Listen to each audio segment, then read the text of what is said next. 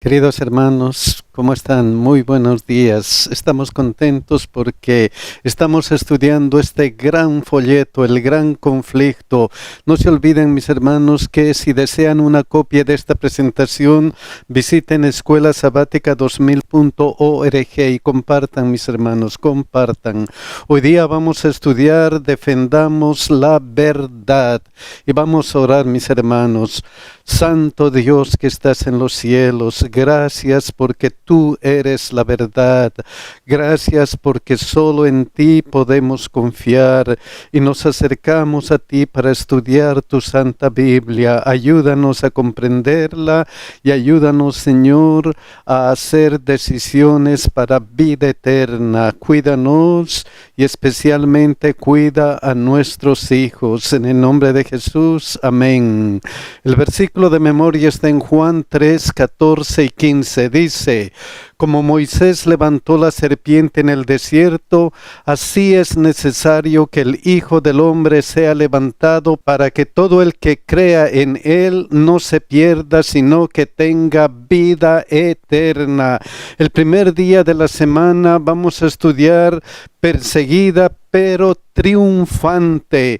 Y el versículo está en Apocalipsis 12:6. Dice: y la mujer huyó al desierto donde tiene lugar preparado por Dios para que allí la sustenten por 1260 días.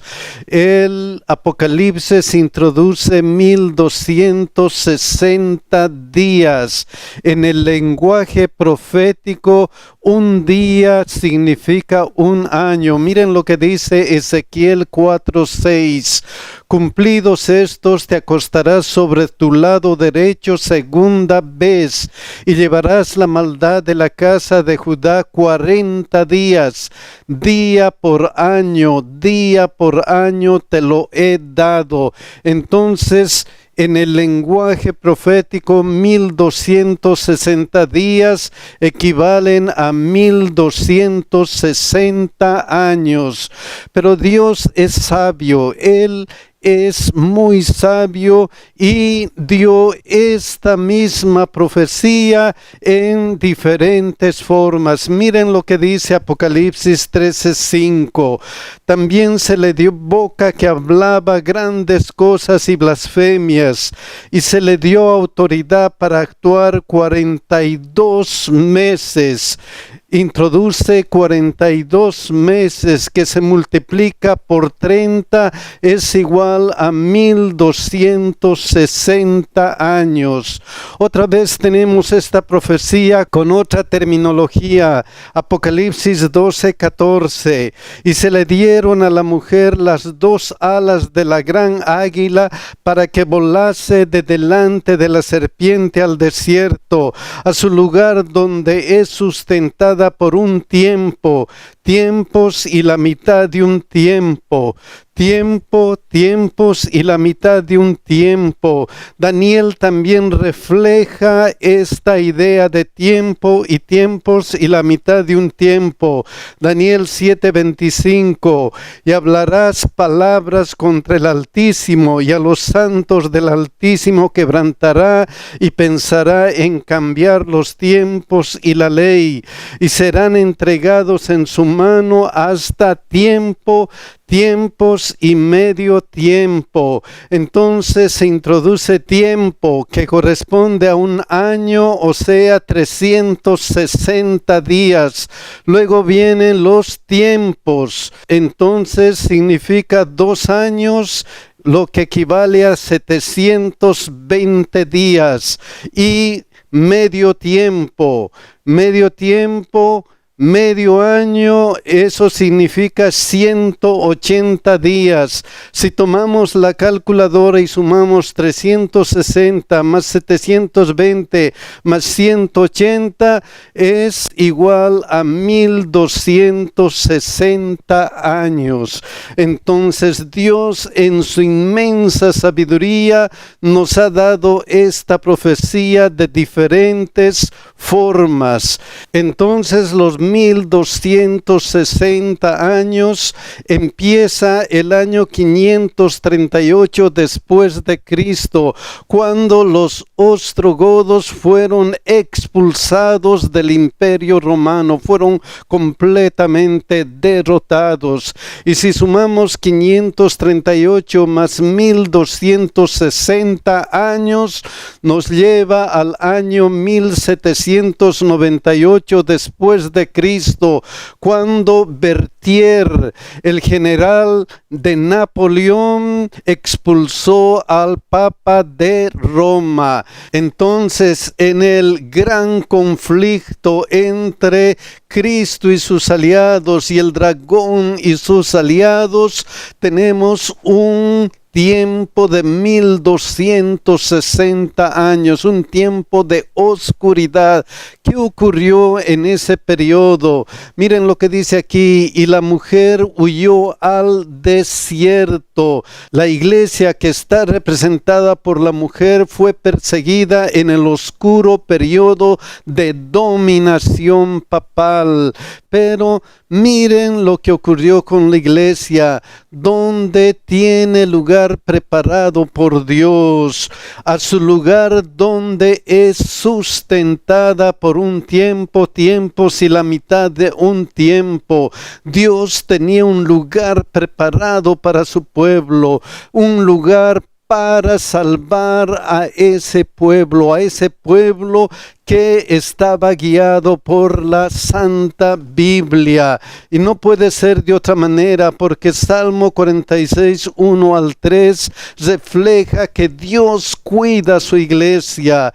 Dios es nuestro amparo y fortaleza, nuestro pronto auxilio en las tribulaciones. Por tanto, no temeremos, aunque la tierra sea removida y se traspasen los montes al corazón del mar, aunque bramen y se turben sus aguas y tiemblen los montes a causa de su braveza. Entonces la iglesia perseguida tuvo la ayuda de Dios en este periodo angustioso. Dios está con su pueblo en los momentos de mayor prueba. Sí, mis queridos hermanos, Dios está con nosotros, aunque tengamos grandes dificultades, grandes pruebas.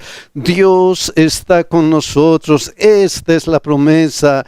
Dios es nuestro amparo y fortaleza, nuestro pronto auxilio en las tribulaciones. Dios es nuestro auxilio. El segundo día nos trae la luz, vence a las tinieblas. En este periodo de oscuridad de 1260 años, donde la iglesia fue perseguida, la luz venció a las tinieblas. Miren lo que dice Judas 1:1. Judas, siervo de Jesucristo y hermano de Jacobo, a los llamados, santificados en Dios Padre y guardados en Jesucristo. Judas escribe a los hermanos que han aceptado a Cristo como su Salvador personal, y él tiene una inquietud. Miren lo que dice Judas 1:3. Amados, por la gran solicitud que tenía de escribiros acerca de nuestra común salvación. Miren lo que dice esta versión, Nueva Biblia Viviente. Amados, me había propuesto escribirles acerca de la salvación que Dios nos ha dado. Esta otra versión, Nueva Versión Internacional. Queridos hermanos, he deseado intensamente escribirles acerca de la salvación que tenemos en común. Entonces la inquietud de Judas era la salvación de la iglesia, la salvación que tenemos en común. ¿Y por qué estaba inquieto? ¿Por qué estaba preocupado? Miren lo que dice aquí: me ha sido necesario escribiros exhortándoos que contendáis ardientemente por la fe que ha sido una vez dada a los santos, exhortándoos que contendáis ardientemente. Miren lo que dice esta versión, que luchen, defiendan con firmeza la verdad. Esta otra versión, miren lo que dice, para rogarles que sigan luchando vigorosamente por la fe. Hay peligro, tienen que luchar vigorosamente por la fe. Entonces el ruego de Judas es: luchen y defiendan con firmeza la verdad. El pedido es para todos los cristianos, no solamente de ese tiempo. Miren lo que dice la hermana de Huay: en todas las edades hubo testigos de Dios, hombres que conservaron su fe en Cristo como único mediador entre Dios y los hombres, sostuvieron la Biblia como única regla de la vida y santificaron el verdadero día de reposo. Hay que luchar y defender con firmeza la verdad. ¿Por qué? Judas 1:4, miren que dice: porque algunos hombres han entrado encubiertamente, los que desde antes habían sido destinados para esta condenación, hombres impíos que convierten en libertinaje la gracia de nuestro Dios y niegan a Dios, el único soberano, y a nuestro Señor Jesucristo. Cuidado, dice, va a haber hombres que van a entrar a la iglesia y van a predicar herejías. El problema: infiltrados convierten en libertinaje la gracia de nuestro Dios. Mis queridos hermanos, desde el principio, infiltrados por el dragón, comenzaron a introducir doctrinas heréticas como el cambio del verdadero día de reposo del sábado, cambiarlo hacia el domingo. También la adoración a ídolos en vez de al verdadero Dios y otras herejías. Entonces, infiltrados convierten en libertinaje la gracia de nuestro Dios. Pero Judas 1:5 nos dice lo siguiente: mas quiero recordaros, ya que una vez lo habéis sabido, que el Señor, habiendo salvado al pueblo, sacándolo de Egipto, después destruyó a los que no creyeron. Pero va a haber este problema, un problema de la oscuridad, donde infiltrados van a tratar de confundirlos. Pero Judas dice: tengan una cosa por cierto, él, recordando la esclavitud de Egipto, la liberación de la esclavitud de Egipto, dice: habiendo salvado al pueblo, sacándolo de Egipto. El pueblo de Dios va a ser salvado. Pero ¿qué va a pasar con las herejías? Después destruyó a los que no creyeron. Entonces Dios salva a su pueblo y finalmente destruye a Satanás y sus aliados. Dios va a salvaguardar a su pueblo. Vamos a tener éxito dentro del pueblo de Dios. Solamente Dios nos pide algo. Apocalipsis 2:10, esta parte: sé fiel hasta la muerte y yo te daré la corona de la vida. Así como nuestros hermanos de este tiempo permanecieron fieles, Dios nos dice: sé fiel hasta la muerte. Pero ¿por qué los reformadores, por qué los hermanos de ese tiempo se mantuvieron fieles hasta la muerte? Se mantuvieron fieles, no importa a qué sufrimiento estaban llamados a seguir. Se mantuvieron fieles hasta la muerte. ¿Por qué? Porque el tercer día nos dice: valor para permanecer firmes. Sé fiel hasta la muerte y yo te daré la corona de la vida. ¿Cómo? ¿Por qué? Apocalipsis 3:11. He aquí yo vengo pronto. Esa era la promesa que les ayudaba a ser fieles. La promesa, yo vengo pronto. Si nosotros tenemos esa promesa en nuestro corazón, vamos a ser fieles hasta la muerte. Vamos a seguir a Dios, no importa qué. Luego les dice, retén lo que tienes para que ninguno tome tu corona. El pedido de Dios es, retén lo que tienes, sé fiel hasta la muerte para tener la corona. ¿Y cómo vamos a retener? ¿Cómo vamos a estar fieles a Dios? ¿Cómo vamos a hacer eso? Miren el consejo de Efesios 6:10-12. Por lo demás, hermanos míos, fortaleceos en el Señor y en el poder de su fuerza. Vestíos de toda la armadura de Dios para que podáis estar firmes contra las acechanzas del diablo.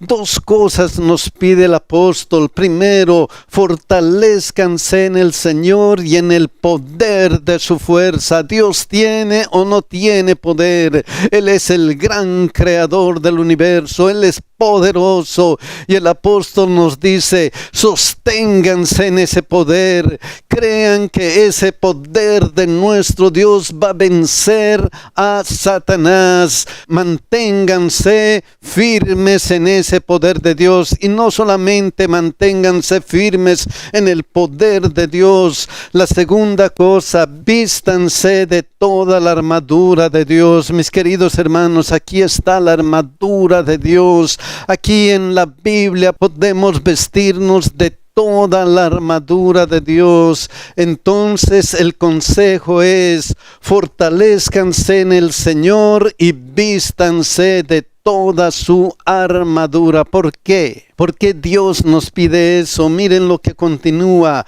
Porque no tenemos lucha contra sangre y sangre, sino contra principados, contra potestades, contra los gobernantes de las tinieblas de este siglo, contra huestes espirituales de maldad en las regiones celestiales. Entonces, nuestra batalla es contra huestes espirituales. Fortalezcanse en el Señor. Tomen toda la armadura de Dios para luchar en esta batalla del gran conflicto, en esta batalla espiritual. Pero no tenemos que tener miedo. No. Dios ha vencido, Jesucristo ha vencido. Y miren lo que nos dice a nosotros: no temas en nada lo que vas a padecer. He aquí el diablo echará a alguno de vosotros en la cárcel para que seáis probado y tendréis tribulación por 10 días. No teman en nada lo que van a padecer. No teman en nada en esta batalla. Vamos a ser triunfadores, así como los apóstoles fueron triunfadores, así como la iglesia que estaba en la oscuridad triunfó. Vamos a ser triunfadores. ¿Por qué? ¿Por qué vamos a ser triunfadores? ¿En qué creemos? ¿En qué estaba basado el poder de la iglesia cristiana? Miren este ejemplo, Hechos 5:27-29. Cuando los trajeron, los presentaron en el concilio, y el sumo sacerdote les preguntó diciendo: ¿no os mandamos estrictamente que no enseñaseis en ese nombre? Y ahora habéis llenado a Jerusalén de vuestra doctrina y queréis echar sobre nosotros la sangre de ese hombre. Los apóstoles estaban siendo perseguidos y querían intimidarlos, pero ellos se mantuvieron firmes, porque ¿cuál era su pensamiento? ¿Cuál era el pensamiento de ellos? Respondiendo Pedro y los apóstoles dijeron: es necesario obedecer a Dios antes que a los hombres. En este periodo de dominación iluminación papal, la iglesia también decía: es necesario obedecer a Dios antes que a los hombres. Por eso se mantuvieron firmes. Entonces la victoria es necesario obedecer a Dios antes que a los hombres. Mis queridos hermanos, ese debería ser nuestro pensamiento. Es necesario obedecer a Dios antes que a los hombres. Y vamos a triunfar, hermanos, vamos a triunfar, porque la senda de los justos siempre triunfa, siempre crece. Miren lo que dice Proverbios 4:18: mas la senda de los justos es como la luz de la aurora, que va en aumento hasta que el día es perfecto. Sí, la vida cristiana va madurando hasta que el día es perfecto. Esa es la senda de los justos, y eso es lo que vivieron los grandes héroes de la fe. Crecieron en la fe. Por eso el cuarto día se nos presenta el lucero de la reforma. Durante todo este tiempo, porque ellos creían, es necesario obedecer a Dios antes que a los hombres. Es necesario escuchar la palabra de Dios. ¿Por qué?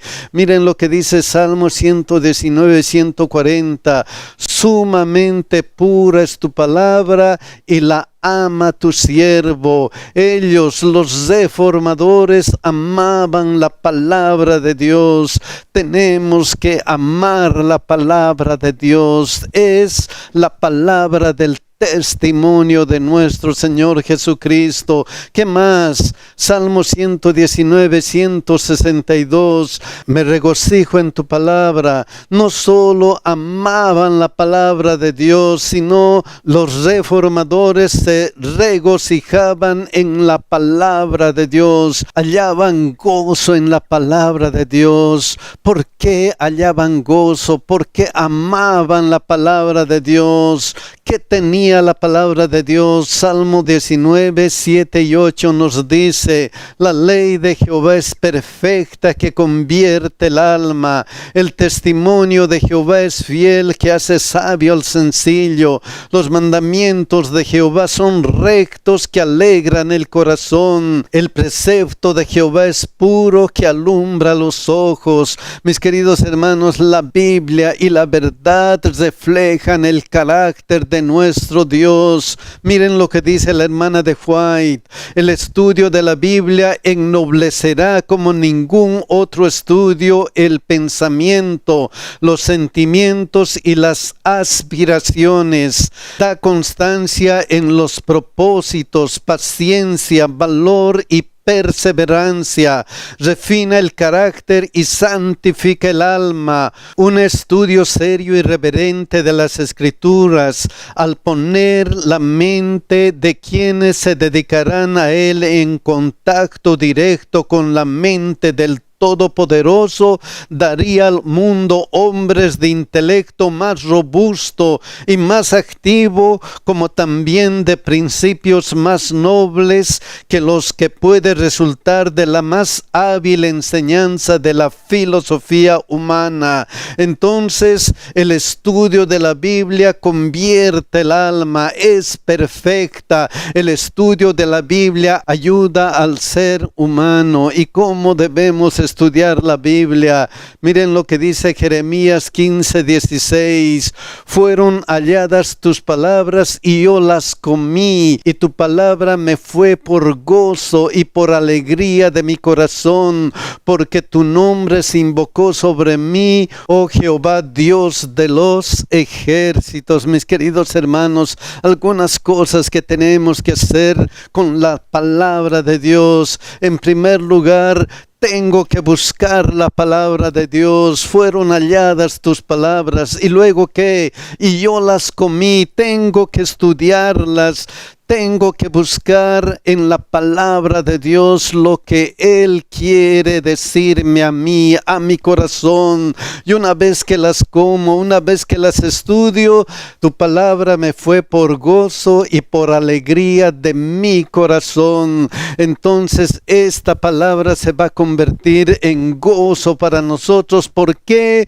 Porque ahí encontramos a nuestro Dios. Pero no solamente tengo que estudiar, no solamente tengo que llenarme de gozo con la palabra de Dios, algo más. Miren lo que dice 2 Timoteo 2, 1 y 2.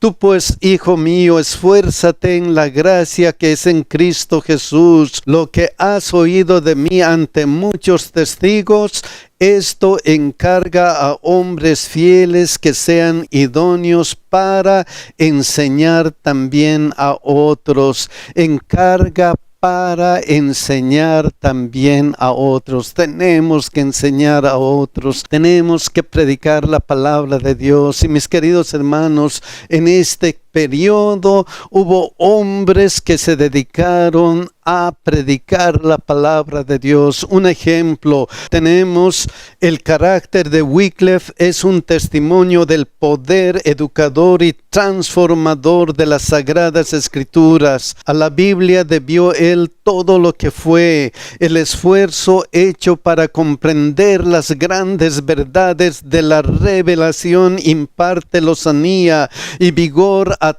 todas las facultades, expande la mente, aguza las percepciones y madura el juicio. Wycliffe fue un gran reformador, fue un hombre que ayudó a esparcir la palabra de Dios, a predicar la palabra de Dios. Miren lo que dice el folleto acerca de él. Antes de Wycliffe había muy poco de la Biblia en inglés, aunque falleció antes de que Roma llegara a él, sin inmutarse el papado desenterró sus restos, los quemó y arrojó sus cenizas a un río.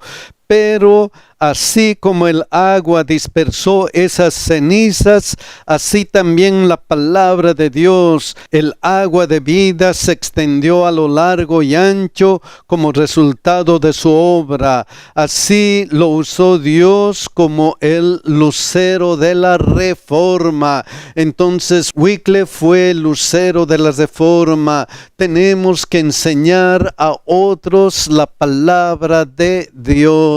Finalmente, el último día nos dice que debemos estar animados por la esperanza. Hay algunas preguntas interesantes que nos trae el folleto en este día. Miren lo que dice. ¿Qué era lo que animaba a los fieles valdenses durante las horribles persecuciones que enfrentaron? ¿Qué les dio valor a Hus y a Jerónimo y a Tyndall, a Latimer y a los mártires de la Edad Media para enfrentar las llamas y la espada? ¿Qué les dio valor, mis hermanos?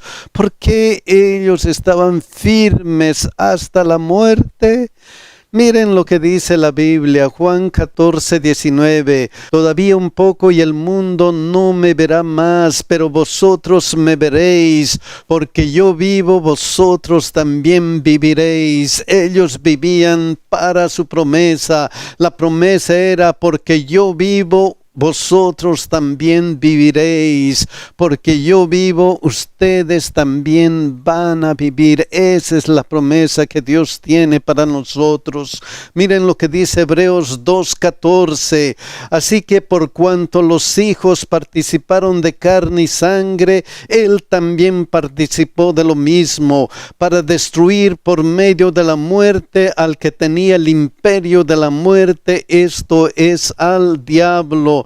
Miren cómo dice esta versión, Nueva Traducción Viviente, este versículo: debido a que los hijos de Dios son seres humanos, hechos de carne y sangre, el Hijo también se hizo de carne y sangre, pues solo como ser humano podía morir, y solo mediante la muerte podía quebrantar el poder del diablo, quien tenía el poder sobre la muerte. muerte. Entonces la garantía de esta promesa es: Cristo es el vencedor de la muerte, y como vencedor de la muerte, Él va a cumplir su promesa. Él va a estar con nosotros allá en la patria celestial. Juan 5:24, por eso dice: de cierto, de cierto os digo, el que oye mi palabra y cree al que me envió, tiene vida eterna, y no vendrá a condenación, mas ha pasado de muerte a vida. La garantía es Cristo y la esperanza es: si crees, has pasado de muerte a vida. El que cree en Dios, aunque esté muerto, vivirá. Esa es la promesa, y esa promesa tiene garantía en Cristo. Por eso en el periodo oscuro la iglesia se mantuvo firme. Por eso los apóstoles se mantuvieron firmes, y a nosotros también se nos pide que debemos estar firmes. Hebreos 10:23 dice: mantengámonos firmes sin fluctuar la profesión de nuestra esperanza, porque fiel es el que lo prometió. El pedido es: mantengan firme la profesión de nuestra esperanza. Tenemos que mantenernos firmes. ¿Por qué? Porque el día cuando Dios nos lleve a la patria celestial, vamos a ver que todo lo que hemos sufrido ha sido poco. Miren este ejemplo de Juan Hus. Miren lo que dice la hermana de Huay y lo que él escribió. Escribo esta carta en la cárcel y con la mano encadenada a la espera de que mañana se cumpla mi sentencia de muerte, en el día en el que por la gracia del Señor nos encontremos otra vez gozando de la paz deliciosa de la vida futura. Sabrás cuán misericordioso ha sido Dios conmigo y cuán admirablemente me ha sostenido en medio de mis tentaciones y pruebas. Y la hermana de Huay añade: en la lobreguez de su calabozo previó el triunfo de la fe verdadera. Oh, mis queridos hermanos, si nosotros mantenemos nuestra esperanza, si nosotros visualizamos la patria celestial, si nosotros sabemos que allá vamos a gozar con nuestro Dios, nos vamos a mantener firmes como estos hombres de fe. No nos olvidemos nunca lo que Jesucristo ha dicho. Juan 11:25-26. Le dijo Jesús: yo soy la resurrección y la vida. El que cree en mí, aunque esté muerto, vivirá. Y todo aquel que vive y cree en mí no morirá eternamente. Sí, mis queridos hermanos, si creemos en Dios, si creemos en nuestro Salvador Jesucristo, tenemos la vida eterna, vamos a vivir la vida eterna. El que cree en Él, aunque esté muerto, vivirá. Pero este versículo termina con una pregunta para cada uno de nosotros. Miren lo que dice: ¿crees esto? ¿Y tú crees esto? La pregunta es para nosotros: ¿creemos realmente esto? ¿Cuántos creemos que tenemos la vida eterna en Cristo? ¿Cuántos creemos que un día vamos a estar allá en la patria celestial con Dios? ¿Cuántos creemos? Que Dios nos bendiga, hermanos, que Dios nos dé su gracia para mantenernos firmes, no importa lo que ocurra con cada uno de nosotros. Que Dios nos bendiga y que Dios nos cuide, mis hermanos.